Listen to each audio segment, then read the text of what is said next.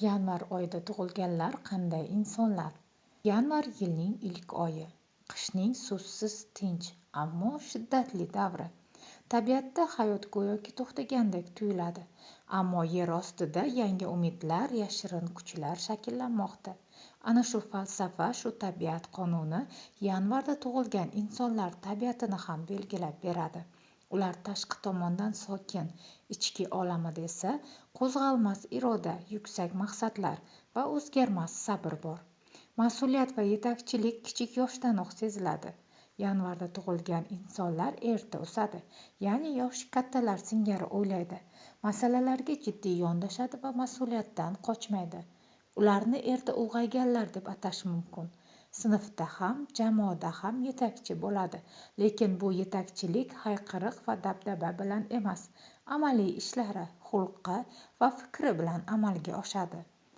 Tog' echkisi va Dalv burji.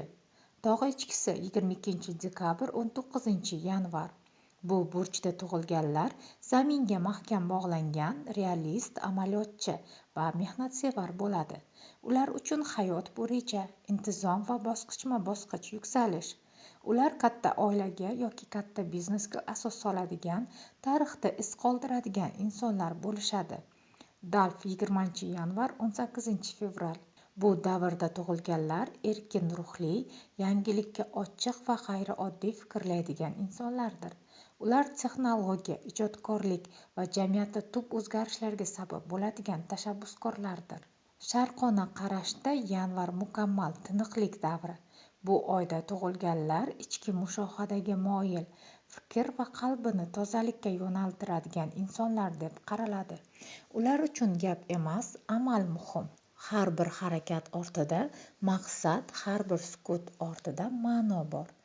Yanvarda tug'ilganlar ko'pincha fan, mutaxassislik, huquq, moliya yoki tahlil talab qiladigan sohalarda o'zini ko'rsatadi. Ular uzoqni ko'ra oladi, strategik fikrlaydi, kichik detallarga ahamiyat beradi. Shuning uchun katta tashkilotlarda rahbar yoki maslahatchi bo'lib ishlashga moyil. Yanvar insonlari to'g'ri so'zli, samimiy, lekin ko'p gapirishni yoqtirmaydi. Ular do'stlariga sadoqatli, sevgisida jiddiy va barqaror. O'z oilasiga juda qattiq bog'langan, lekin muhabbatini ko'z-ko'z qilmaydi. Sevaman demaydi, lekin amal bilan sevgisini isbotlaydigan insonlar aynan shu tur. Ular baxtni shovqinda emas, tinchlikda topadi. Ularda shijoat bor, lekin ko'z-ko'z qilish yo'q. Ular sevganda chindan sevishadi, ishlaganda o'zlarini unutishadi.